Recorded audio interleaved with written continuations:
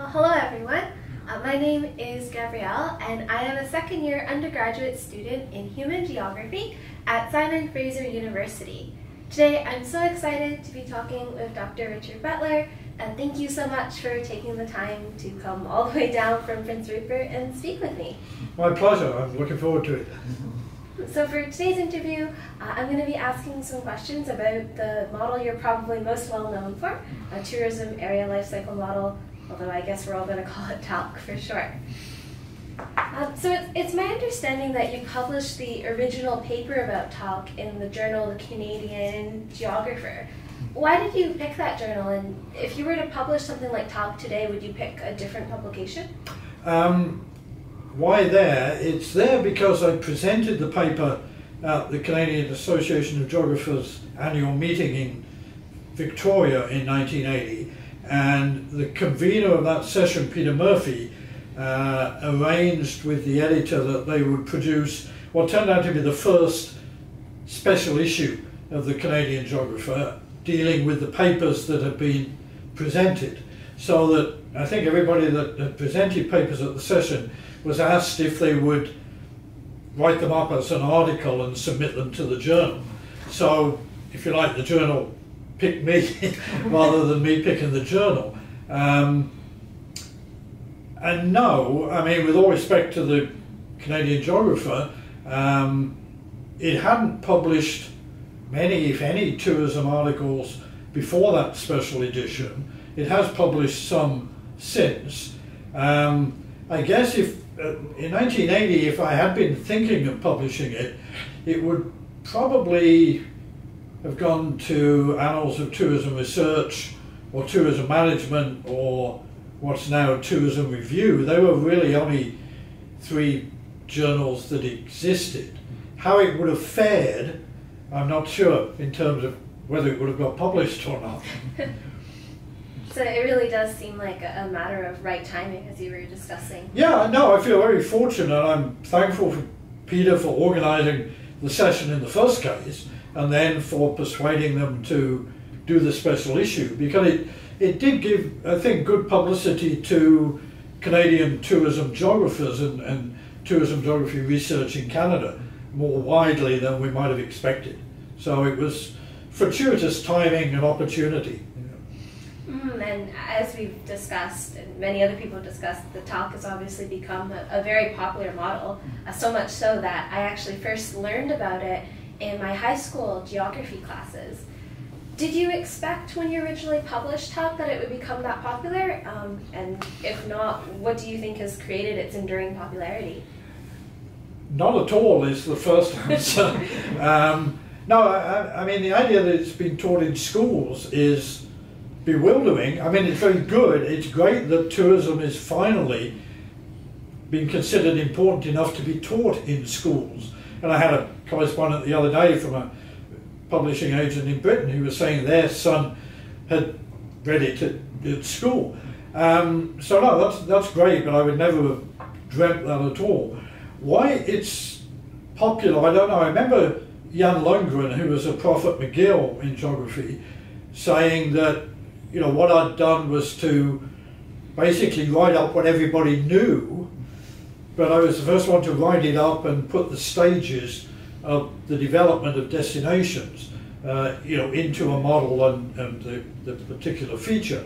And I think it's that. I think, I'd like to think one of the reasons it's remained popular is that in general it works. And that people find that it's useful. I think the other thing that is probably accounts for it is that anybody doing any research on resorts, tourism destinations, it's a handy hook to hang your study on.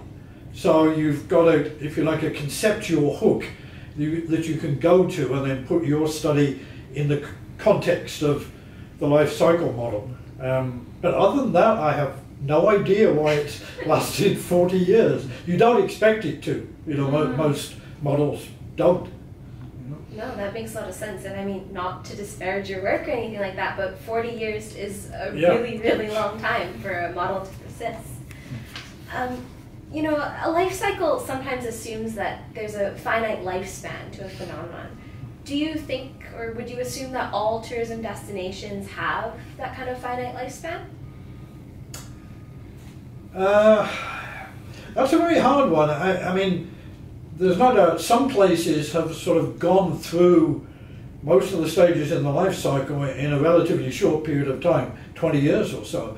Other places that existed for a long time before will have had a very long, slow developmental stage, and then, you know, maybe been 100 years and are still tourist destinations. So there's no consistency in the time period or the length of the cycle. I think all destinations go through some of the stages. Some of the stages they may go through very quickly, and maybe a couple merge into one another, and it would be really hard to say at this point it shifted from one to the other. And how they end, if they do end, is difficult. I'm conscious of a few places that have more or less gone out of tourism into dormitory towns or commuter zones, things like that, or retirement communities. And you can argue retirement living is a form of non-moving tourism, if you like. So a place that was a good place to go on holiday should be a good place to live. And that's certainly, you know, a lot of people buy retirement places in tourist destinations because they've been there on holiday and enjoy it. So yes, I think they go through a sort of life cycle, but whether they end up going out of tourism or whether they just continue forever, I really don't know. I think it depends too much on individual situations. Can you think of any locations just off the top of your head that maybe have gone through the tourism life cycle again and again, going from development, decline, and development again? Some of the places, certainly in Britain, have gone through it in the sense of going into decline because they're facing, you know, too severe competition from Mediterranean resorts and others, and have tried to stage comebacks. One is a place called Margate, which is about a 50-minute train journey from London on the southeast coast, and it was a major tourist destination up until the late 50s. It went into decline, and then there's been various attempts to rejuvenate it, one being by developing a Turner Museum, Tate Margate, as a big tourist draw, because J.M.W. Turner lived in Margate for a while, painted a lot of pictures there. And also they have a rather faded theme park called Dreamland, which had a boom period in the 50s, 60s, and then went down and had actually closed, and then was reopened in 2018. And so there was a lot of hope put into that. Now, whether that's worked or not, I haven't looked in. Well, we've had COVID, so it's an unfair test on it. Margate is a good example to see if you can rejuvenate an old resort, partly on the old attractions and partly on adding iconic new attractions. And that's probably the best way to go. You know, build on what you've got and add enough to attract a new audience or a new segment back. Because I don't think you can rely on drawing back people of my age to a place they went to 40 years ago when they've got so many other options to go to. Nostalgia's not going to do it? So you've got to have, you know, something that will attract them back with a different flair and maybe revitalize some of the traditional attractions. And you know, you've got places like Las Vegas which continually renew themselves and are successful at avoiding hitting the decline so far.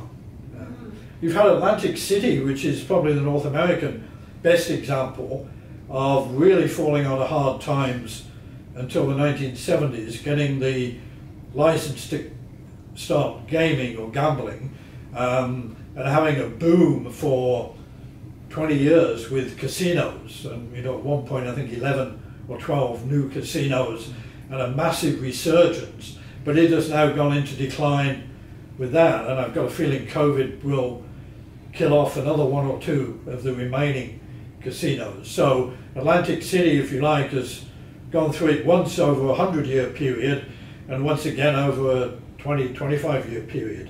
And whether it can come back for a third go, you know, who knows? Exactly. Well, you know, just from the diversity of places that you're describing, it's obvious that there are so many places that can be defined as tourism destinations, and each of those locations seem to have something unique about them. But at the same time, I think some people would argue that globalization is increasingly perhaps harmonizing the world, and as a result, maybe we lose some of the richness and diversity that tourism once held. As someone who has studied tourism for, what, half a century now, if not more, would you agree with this assessment, and how might this apply to the TALC? Yes, in the broad sense. I mean, you know, you are able to go to any number of resorts and they're not very different. And, you know, I mean, why we go to tourist destinations really hasn't changed in 500 or 1,000 years. You know, we go for pleasure, we stay in hotels or their equivalents, you know, Airbnb is one of the new versions, and we go to beaches or lake shores and attractions and whatever. So our motivations haven't essentially changed very much. So places that cater to it are trying to cater to the same basic motivations, and there's a lot of similarity in their morphology, their actual physical layout. And so there are variations in what they try to do. I mean, you look at somewhere like Dubai, which, you know, theoretically isn't a tourist destination, but in reality, combined with being a major airline hub, is a very successful tourist destination. And it's offering relative luxury at a relatively low price. So its selling points are the easy, because it's a communications hub with good airline service, it's offering very good accommodation at comparatively reasonable prices, and it's got guaranteed hot weather and beaches. And that makes up for some of the fact that despite their best efforts, it's not you can't walk around Dubai. It's too hot in the summer and it's not pedestrian friendly. So you are dependent on being in the hotel or the resort. Now they've done it very well. How long they'll be able to keep it going, you know, is another matter. But when you're in the hotel, it could be the hotel almost anywhere. You know, it could be in Scottsdale, Arizona, it could be in Macau, it could be anywhere. So the globalization, yes, it affects it, but at the same time, the idea of places running their cycle and having to rejuvenate, having to remarket, remodel, and so on, I think stays through that. And it just becomes important to get whatever the hook is that will attract people to your place as opposed to a lot of other places that are very similar. So I don't think it invalidates the model, but it makes it more difficult for destinations to stand out. It seems like you're seeing a lot of tension between both sameness and diversity. Yeah, competitiveness is much more difficult than it ever was. No, that makes a lot of sense. In terms of how the model itself has changed or evolved over time, have you been surprised by any of the applications or criticisms of your model? No, in all honesty, I'm surprised there haven't been more fundamental criticisms, because it's a very simple scaled back model. The original paper was only 8 pages and it had no real data for analysis. So, you know, it cries out. I think people have been very kind. I think they've empathized with it because it seems to make sense.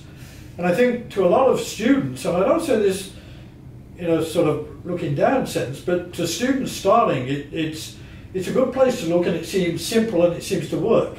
So, you know, they don't start by wanting to undermine it. They want to develop it and, modernize it, make it more relevant, and so on. So most of the article's criticisms have been to improve it, which is great, rather than to disprove it.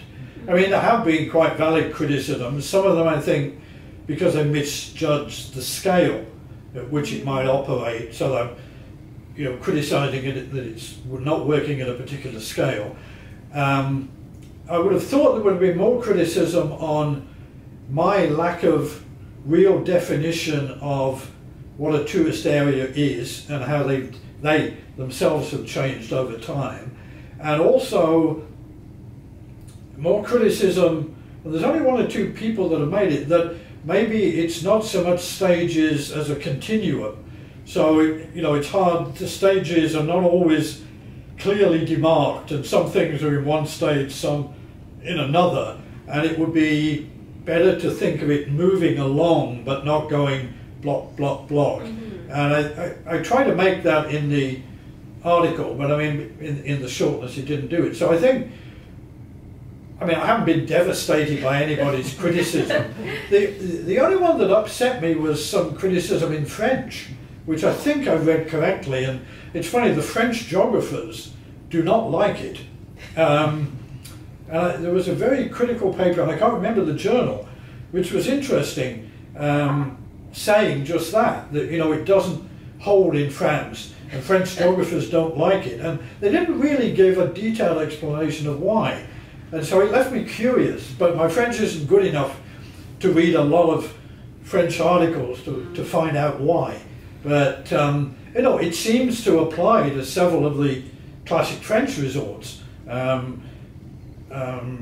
places particularly on the Atlantic coast, Biarritz and others that have gone very much through the cycle. So yeah, there's been a lot of articles on it, some critical, some praiseworthy, and that's what you expect with articles. I mean, it's much better than having nobody ever read it at all. Cite it, read it, and it just dies. So, happy criticism means somebody's read it and thought about it. So, No, absolutely. It sounds like a lot of the academic community has really used your model as a launching pad for further development and exploration.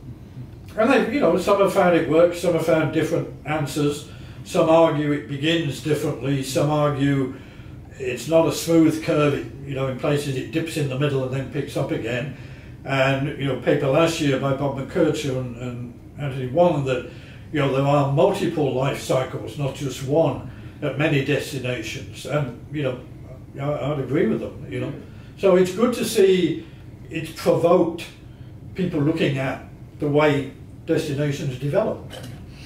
And lastly, just thinking a little bit about the future, we might label the next few years as being post-COVID or pandemic recovery. Do you think that your model will continue to apply well in the future, or do you see it being changed or replaced entirely with something new?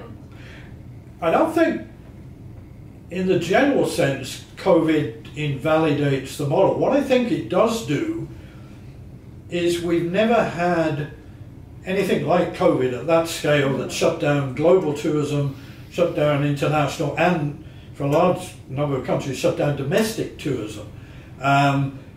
So that meant a number of destinations had no tourism, no investment, no income. And what that will do to their recovery and then their development remains to be seen. I mean, I think it's a really fertile area to look at, what effect the break in tourism will have. We've had the world wars, but some countries still managed to have domestic tourism, or some managed to have international tourism despite the wars. So development went on in some places. There's been a bit of research in the Balkans to see what effect the Balkan Troubles wars had on destinations losing 2 or more years of investment money and investment opportunity. So, and an opportunity that somebody might have been thinking about developing in Croatia, there was the Troubles, so they put the money somewhere else, and Croatian resorters lost that.